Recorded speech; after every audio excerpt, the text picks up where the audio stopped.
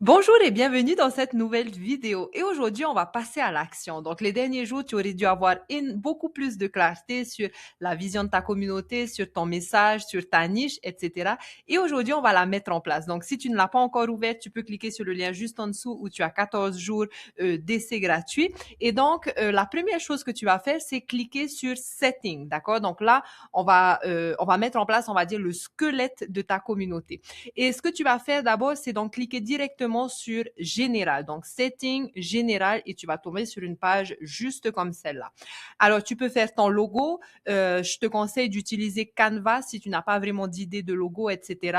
La chose à faire, c'est de se brander en même temps. Se brander, c'est-à-dire que ce soit les couleurs, etc. Donc, tu peux discuter avec ChatGPT en lui parlant. Donc, il connaît ta mission maintenant, ton message et justement de lui demander les couleurs qui sont, est-ce que tu veux représenter une communauté rassurante, une communauté de passage à l'action, énergique, etc. Donc, tout ça va faire partie de ton branding et tu peux aller directement sur Canva, c'est gratuit et utiliser du coup les couleurs que ChatGPT te recommande. Et si tu n'as pas de logo, tu peux également le faire à travers Canva.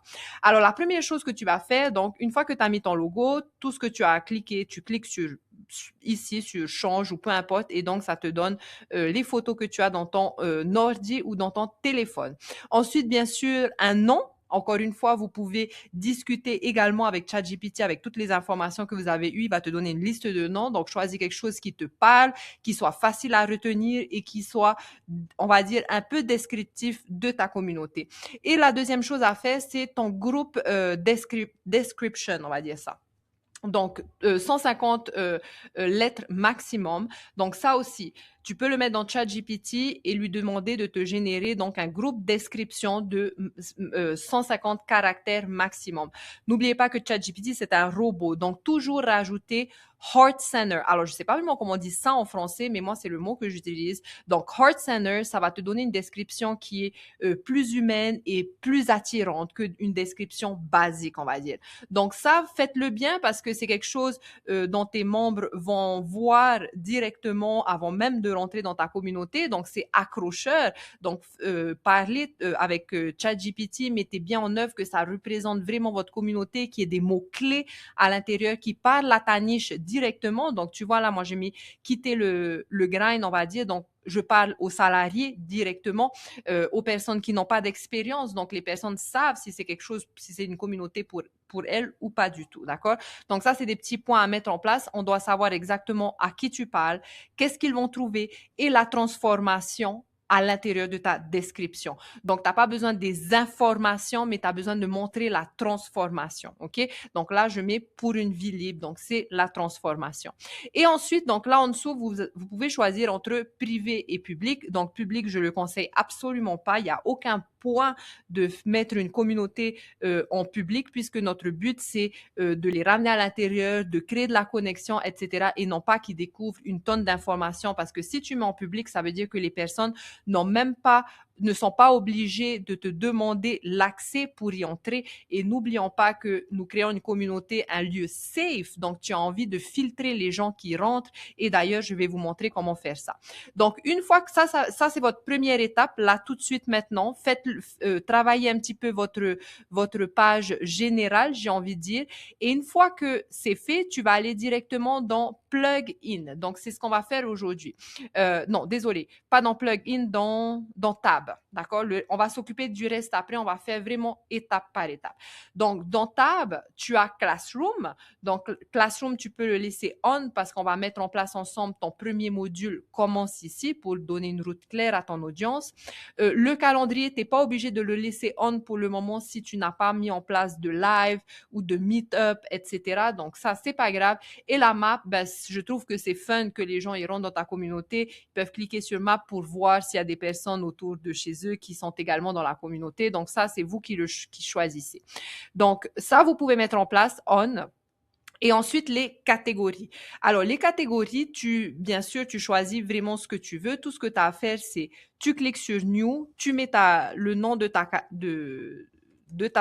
catégorie et tu as le choix de mettre cette catégorie accès uniquement à tes membres, enfin, à toute la communauté, donc à tes membres, ou juste à un admin. Un admin, c'est quelqu'un qui va travailler avec toi une personne avec qui tu lui laisses l'accès administrateur. Ça veut dire que cette personne a accès à tout, à création de modules, etc., etc. Donc, s'il y a personne qui travaille avec vous, ou si c'est juste ouvert pour toi, tu peux le faire. Bon, il n'y a pas vraiment de raison, mais dans ce cas-là, le mieux, c'est de mettre membre. Et ensuite, donc, tu vas pouvoir, alors je vais juste cancel. Pourquoi c'est comme ça? Donc, je vais te montrer. Voilà. Donc là, tu as l'option, en fait, de les mettre en premier, c'est-à-dire move down. Donc, ça veut dire que lorsque les plugins vont se retrouver, au lieu de se mettre en début, il sera à la fin, tout simplement. Et donc, ensuite, alors on était dans catégorie. Et donc, voilà, tu choisis le nom de tes catégories. Donc, quelles sont les catégories à ne pas manquer? Donc, la catégorie bienvenue. Donc là, on va créer un message d'entrée dans la suite des vidéos pour justement motiver tes membres à partager, à commenter, à connecter. Et la première chose à faire, c'est de les renvoyer dans la catégorie bienvenue, tout simplement pour se présenter, qu'ils nous disent d'où ils viennent. Et surtout, ça te permet de faire une recherche de marketing organique et de connaître tes membres, de savoir exactement ce qu'ils ont besoin. Donc, dans ce message, ça sera, va te présenter, dis-nous d'où tu viens, ce que tu as hâte d'apprendre et pourquoi tu es ici. Quelque chose de simple comme ça. Toi, ça va te permettre de créer du contenu autour de ça. Ensuite, discussion générale. Ça, moi, je trouve que c'est bien aussi. Ça permet à tes membres d'échanger, tout simplement, de créer cette connexion, parce que plus tu vas créer cette connexion, ben, plus ils vont revenir dans ta communauté et plus ils vont s'adhérer du coup à tes modules également. Ça, c'est un espace que j'ai fait réservé pour moi à des personnes à la partie premium. Donc, ça, on va le faire plus tard. Si tu penses avoir une partie spéciale premium, je te conseille de faire cette catégorie.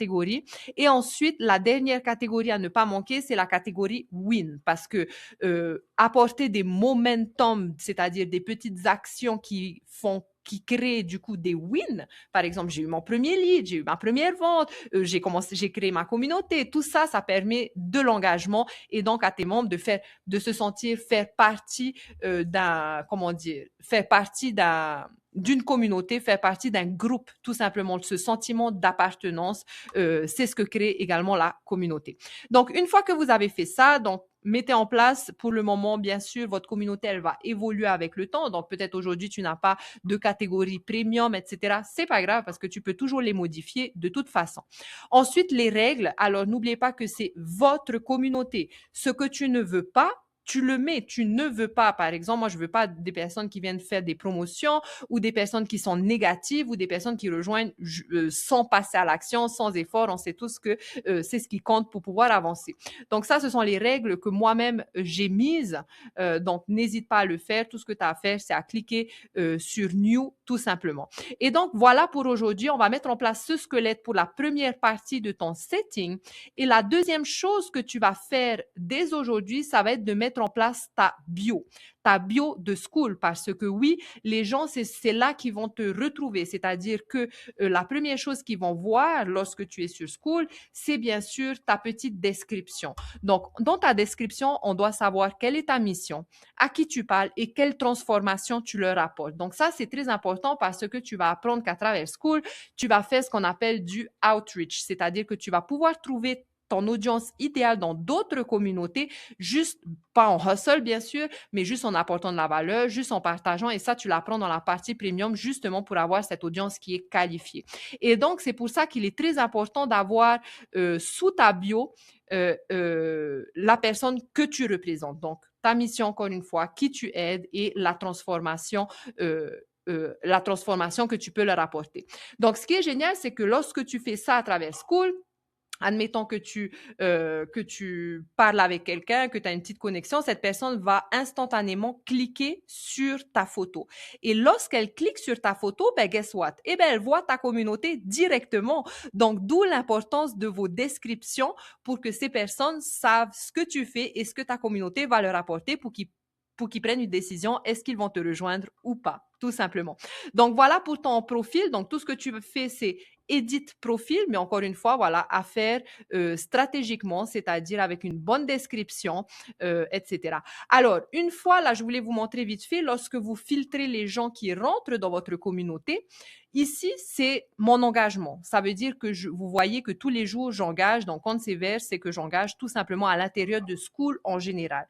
Donc, lorsque vous laissez les gens rentrer dans votre communauté, avant même d'accepter, c'est de cliquer sur leur profil, tout simplement parce que tu verras, s'il n'y a pas d'engagement du tout ici et qu'ils sont abonnés à plein de communautés, eh ben, tu sais que cette personne, c'est un spam ou sinon, cette personne, elle vient dans ta communauté pour DM les personnes de ta communauté pour chercher de la clientèle pour leur business, tout simplement. Donc, moi, ça, je ne laisse pas rentrer ce genre de personnes parce que j'ai envie d'offrir un environnement safe à ma communauté, à mes membres, tout simplement.